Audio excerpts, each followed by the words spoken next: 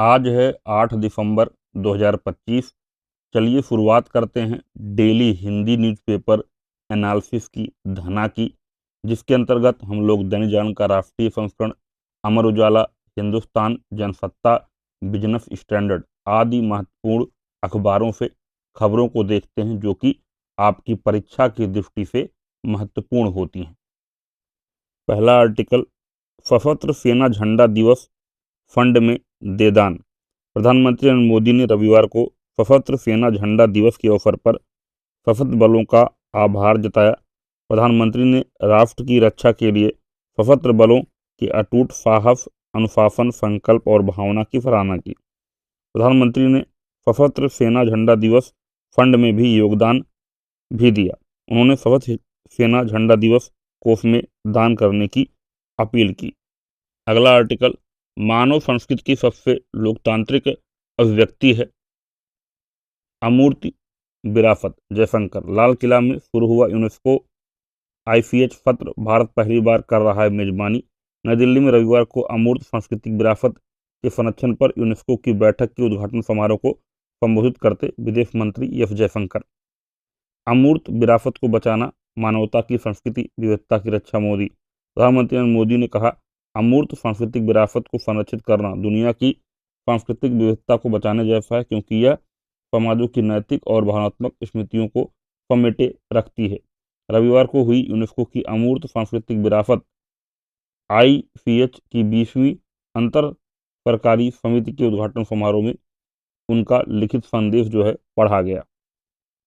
अगला आर्टिकल, अभ्यारण्य के बफर जोन के बाघ अब लाए जाएंगे कोर जोन में।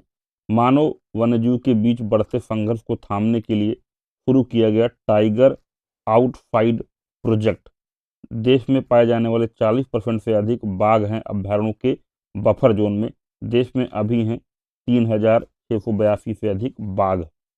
अगला आर्टिकल, तेलंगाना में रतन टाटा और डोनाल्ड ट्रंप के नाम पर होगी सड़कें। तेलंगाना सरकार ने रविवार को कहा कि राज्य में ग्रीनफील्ड रेडियल रोड का नाम उद्योगपति रतन टाटा के सम्मान में रखने का फैसला किया है। इसके अलावा अमेरिकी महावाणिज्य दूतावास की सड़क का नाम डोनाल्ड ट्रंप एवेन्यू रखने का फैसला किया गया है। इस साल की शुरुआत में दिल्ली में आयोजित अमेरिका भारत रणनीतिक साझेदारी मंच USISPF में तेलंगाना के मुख्यमंत्री रेवंत रेड्डी ने कहा था कि मुख्य सड़कों के नाम वैश्विक कारपोरेशनों के नाम पर रखे जाएंगे। गूगल और गूगल मैप्स के योगदान और वैश्विक प्रभाव को देखते हुए सड़क का नाम गूगल स्ट्रीट रखा जाएगा। हैदराबाद में गूगल परिसर भी बन रहा है। माइक्रोसॉफ्ट व विप्रो को उचित सम्मान दिया जाएगा। इस क्रम में विप्रो जंक्शन व माइक्रोसॉफ्ट रोड नाम तय किए गए हैं। अगला आर्टिकल, पटना में 15 करोड़ की किताब बनी आकर्षण। पटना पुस्तक मेला परिसर में रचनाकार रत्नेश्वर लिखित पुस्तक मैं का अनावरण करते अमित झा, डॉक्टर मोनी त्रिपाठी एवं अन्य।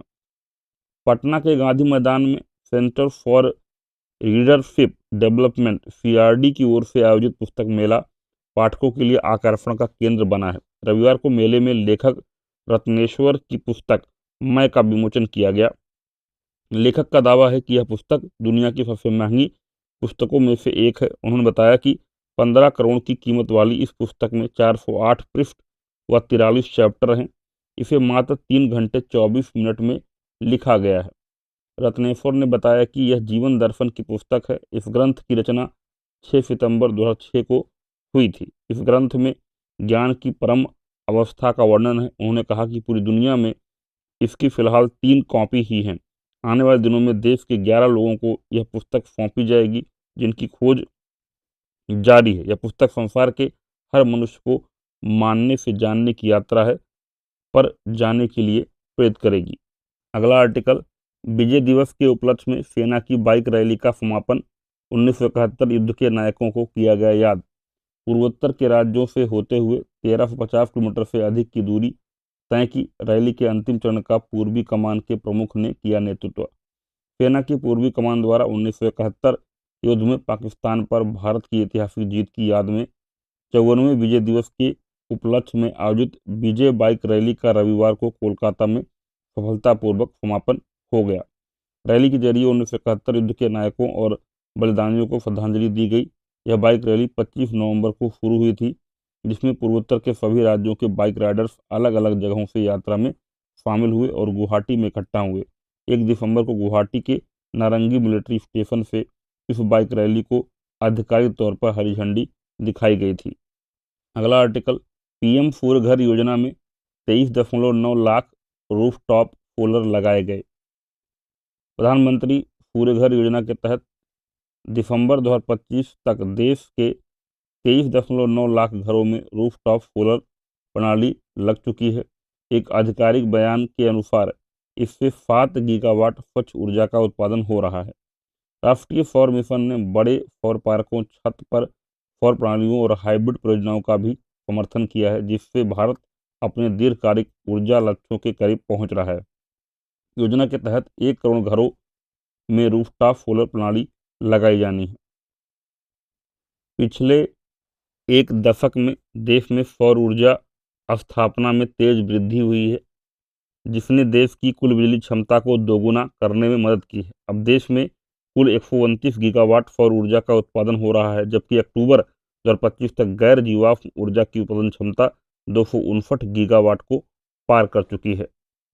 भारत कोप 26 में घोषित पंचामृत ढांचे के अनुरूप स्वच्छ ऊर्जा की दिशा में आगे बढ़ रहा है, और जो इसका टारगेट है 2030 तक 500 गीगावाट गैर जीवाश्म ऊर्जा उत्पादन का, उसको प्राप्त करने में ये जो आपकी योजना है पीएम सूर्य घर योजना, इसमें जो है सहयोग कर रही है। अगला आर्टिकल, कर्नल प्रतीक राय को ऑस्ट्रेलिया में मिला गेडेस गेवेल पुरस्कार। भारतीय सेना के कर्नल प्रतीक राय को ऑस्ट्रेलियाई रक्षा कॉलेज में रक्षा रणनीतिक और अध्ययन पाठ्यक्रम पूरा करने पर गेडेस गेवेल पुरस्कार से सम्मानित किया गया है। अगला आर्टिकल, चीनी विमान ने जापानी लड़ाकू विमानों पर किया fire control radar lock. Fire control radar lock संभावित हमले का संकेत होता है। जापान ने चीनी पक्ष से इसे लेकर सख्त आपत्ति जताई। चीनी लड़ाकू विमानों ने जापान के ओकिनावा द्वीप समूह के पास 2 बार जापानी सैन्य विमानों पर अपने फायर कंट्रोल रडार लॉक कर दिए। प्रधानमंत्री साने ताकाइची ने कहा, यह खतरनाक कृत्य है जो विमानों की सुरक्षित उड़ान के लिए आवश्यक मानकों के दायरे से बाहर है। अगला आर्टिकल, लूवर संग्रहालय में जल रिसाव से मिस्र के पुराअवशेष विभाग की पुस्तकों को क्षति। पिछले महीने लूवर संग्रहालय में मिस्र के पुराअवशेष विभाग में पानी के रिसाव से सैकड़ों किताबें क्षतिग्रस्त हो गईं। यह संग्रहालय की बिगड़ती स्थिति को दर्शाता है। कुछ समय पहले यहाँ चोरी ने सुरक्षा खामियों को उजागर किया था। अगला आर्टिकल, सारस्वत ने जीता पहला सुपर 100 खिताब।